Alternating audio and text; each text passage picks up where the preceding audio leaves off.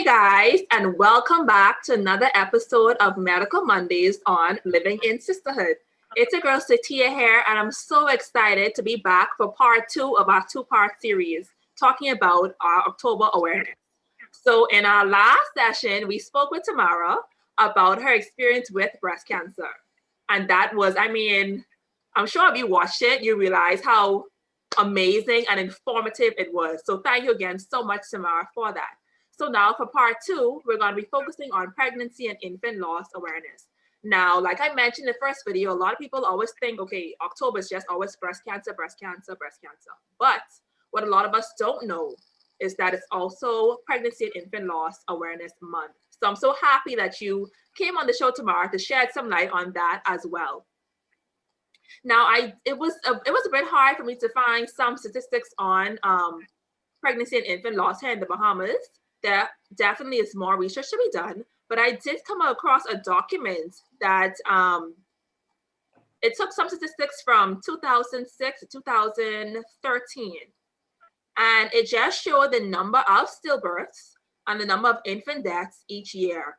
And it's just interesting to mention that in 2013, which was the last recorded number, in 2013, we had 61 total stillbirths and 101 infant deaths.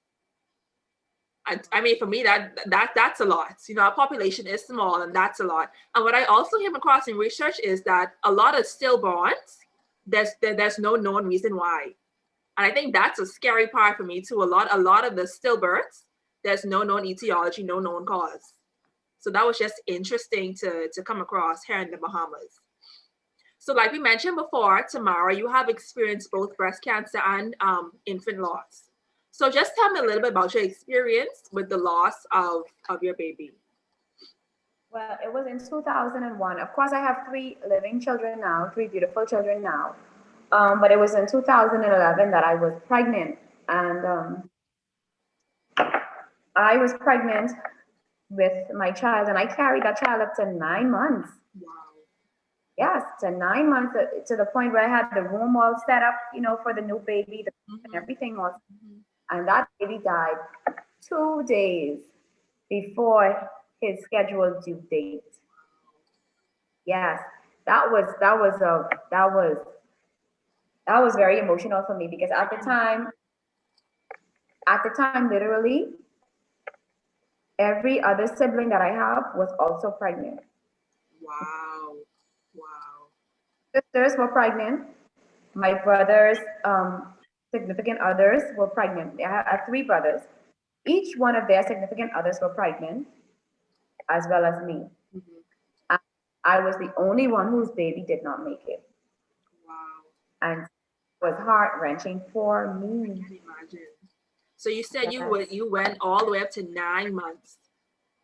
Up to 9 months. So what happened? You went to the hospital because of contractions? What happened exactly? How did that play out? Well, it was where, because I'm kind of small in stature, so my tummy was really big. And I felt one evening that I felt like the baby was moving a little bit slower. But you know, just listening to people talk, they say that, well, yeah, you know what happens, because you know the baby's getting bigger now and getting ready to come out, so you know they start to slow down a bit.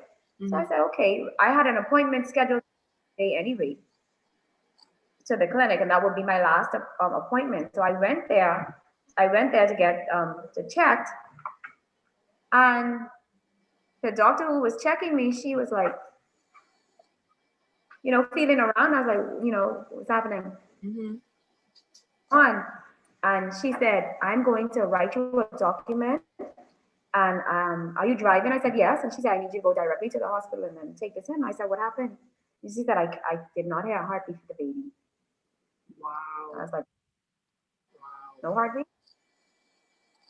Yeah, so I went to the hospital, and I went straight to the scanning center where she had sent me, and they did a scan, and lo and behold, she saw that the baby had died. And I can imagine how hard that was. And then to now have to realize that, okay, even though I've lost my baby, you still have to go through the whole delivery process still to get the baby out. That was scary because again, you live on the island. People always have their own theories of how things go on. So I was told that, oh, when babies die inside and they can't help themselves push, so you have to do all of the work and all of this and all of that. And I was like, wow. But let me tell you, even with that experience, I literally proved God. I cried and I prayed and I said, you know what, God? I said, I've been pregnant all this time with this baby. I said, I'm the only one who is having this issue with losing this baby. So I said, please, I said, I don't make it, I said, make it bearable for me. Right. Okay? Make it bearable for me. And I prayed to him and I trusted him for that. And they had this process where they had to induce labor then. And they induced the labor. And literally, Sytia, I kid you not, the baby came out as if it was literally one of the nurses that was there said, oh my goodness, it came out as if it's still alive. Wow. And it was such a big baby, and it was I can imagine how much of an emotional experience that was for you. Because like you said, you're looking forward to having the baby, right? Set up the room and everything set, and wow, I can imagine how that was for you. Guess what? Because that was in 2011. I was a little bit younger, but that was because I didn't even say that was coming off of having 2 miscarriages previously. Wow. I had already had 2 miscarriages. Mm-hmm. One was in the 4th month. At this point, I was like, all right, I made it. Right. When that baby died in 2011, and I got pregnant again in 2012. I got pregnant again in 2012. I think I cried every day of the pregnancy, and I poked my belly. I was afraid that something would happen again. Actually, with your following pregnancies, I can imagine how nervous you were, how apprehensive you were. Any little thing probably was triggering you. I can only imagine. Yes, I cried literally every day, and I poked my belly so much. Tell the baby, his name is Kyran. He's 7 now. The baby, he started to poke back. Literally. Kyran, I see how he is now. Well, I always wondered, when you go through this experience in the hospital with losing your baby, how do you feel the medical staff was, or the nurses that were dealing with the doctors? Do you feel they were empathetic? How were they with you? How old would I have been? In 2011, maybe I was 26, 27. Mm-hmm. I looked very young then, so I'm not sure if they thought that I was like a teenage pregnancy. One or two of the nurses that dealt with me at that time were not very empathetic, not very friendly. But I see how you touched on that with teenage pregnancy, because I've heard personal stories of young women who have gone to the hospital and they've gotten that same reaction, because of the stigma of teenage pregnancy. They weren't treated as they probably should have been by, the nursing staff or the doctors and whatnot. And that's a sad reality, because even no matter your circumstance, you're in the hospital now, you're a patient under my care. I must give you the best care. I should give you the best care. Right. That's sad to even hear. Wow. There was a nurse there, and because like I told you, this whole inducing of this labor happened very quickly. Mm-hmm. And I went to her because it was coming out. I literally felt something coming out, and I waddled to the nurse's patient and I told her, I said, listen, I think something is coming out of my body. She said, oh, nothing can be coming out of your body. You just get induced today. And this, I said, yes, but I think something is literally coming out. Anyway, go to your room. That's what she said. Yes. So I said, okay. I said, okay. Because it was late and it's like 12 o'clock in the night now. Mm-hmm. I said, okay, can you go out to my room? She said, well, you walk here by yourself, right? Come on, you lie. What? I said, okay, you're right. I said, you're right. Literally. So I went back to my room, and about 10 minutes later the doctor came. And the doctor, she put her hand there, and she couldn't even say anything to me, Sytia. Came back in with the gurney thing, and by the time that we got to the birthing section, the baby was out. Wow. But to me, it's just so interesting how she dealt with you, because this was already after you learned that the baby had died, right? So you're already in an emotional state. That's why I mean, you have to really know how to deal with people. And working in the medical field, it's not just dealing with them physically, but it's the emotional effect as well. Because I mean, I can only imagine what you were going through mentally and emotionally, learning that, you lost your baby, and then to have that nurse deal with you like that. I mean, that's wow. It's definitely an eye opener for our medical system here. It's definitely an eye opener. Wow. Even the baby, the nurses have to come to do a check at home. Mm-hmm. And came to come and check at home, usually is to check with the baby as well. But the nurse came, and she checked, she looked around, where the baby?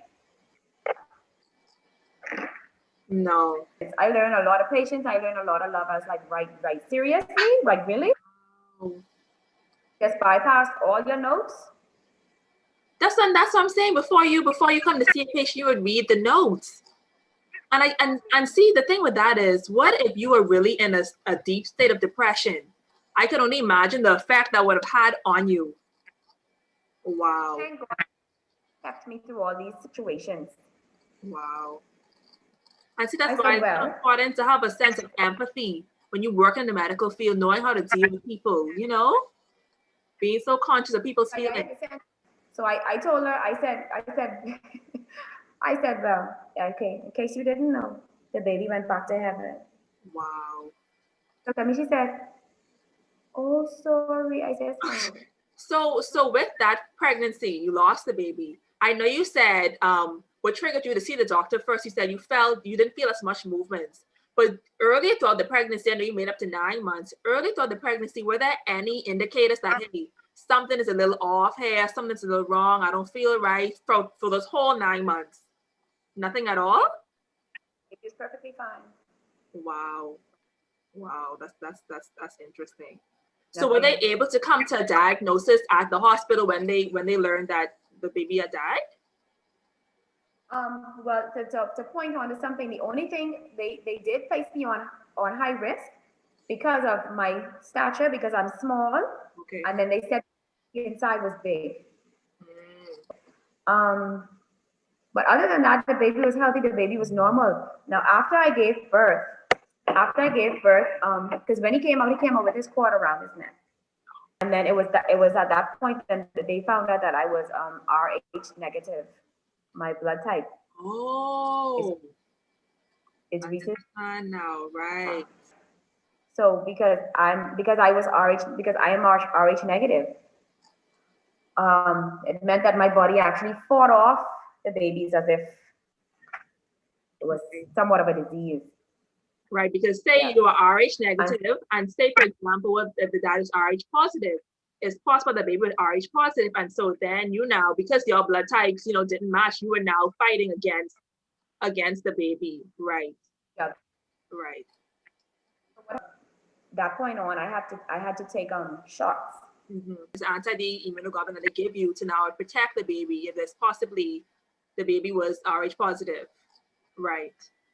Oh, okay. We call that Rh incompatibility.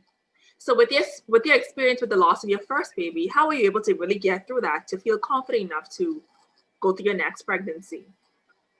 Well, that was actually the loss of my third baby. Right, you did say you had 2 miscarriages before, right? I was not confident at all. Mm-hmm. Like I said, I cried literally almost every day of that 4th pregnancy. Wow. But until that baby was born and I saw him and I knew he was alive, then I was okay. But it was nerve-wracking. I really had to lean into God. I really had to lean on God for strength and for comfort. So Tamara, with the experience, you have experienced 2 miscarriages and 1 stillbirth. What would you now say to mothers who have recently undergone that, whether they've experienced a miscarriage, a stillbirth, what would you say to encourage them going through that situation right now? I would say things like these are sometimes tests that you have to find your strength. Okay, you have to find your strength, and it's not easy. Yes, you're expecting a beautiful baby, and yes, you're expecting to bring life into the world, and it leaves you. But sometimes it takes for you to evaluate what is happening. All right, you have to you have to find strength to lean into. For me, that strength was God. So you just have to figure out what lessons have to be learned, what strength has to be found, and stand on that. Definitely, definitely encouraging. And I could just say, even personally, from speaking with you during this time, your life is just a whole testimony in itself. You know, I Yes, mean, wow, literally. it's just a testimony. And like they always say, God gives the test to the strongest soldiers. So the fact that you've gone through all of this and you're still coming out strong and resilient and confident, and I mean, you don't have a sad look on your face. You don't have that depressed, or I mean, you're just glowing. And that just shows that your life is truly a testimony and you're really an example and a really, really a story and someone to really look to. And I really love that. I really love that. And again, I thank you so much for sharing your experience, sharing your story, and really being that light for those people in those communities, whether it's breast cancer or those who've experienced infant loss, being that light that, that can really encourage them that, hey, okay, you've gone through this, but there's still a light at the end of the tunnel. There's still a brighter day. Life can still go on successfully. Right. It definitely can. It hit me so hard. When you're in school, you hear your teacher say your attitude determines your altitude. That has never been that has never been so. Believe me. Mhm. Mhm. Well, thank you so much again, Tamara. This has again been an informative discussion. And I'm sure women out there again who have experienced this can really take some, important keys from this. And I'll definitely encourage from this. So I thank you so much. Thank you so much. So we thank you so much, guys, for tuning in, and we will see you next month, November. So until then, remember to like, comment, subscribe if you enjoyed this video, if you enjoyed the two-part series, and we'll definitely be seeing you again on the next Medical Mondays. So remember to stay classy, sassy, and beautiful. Bye.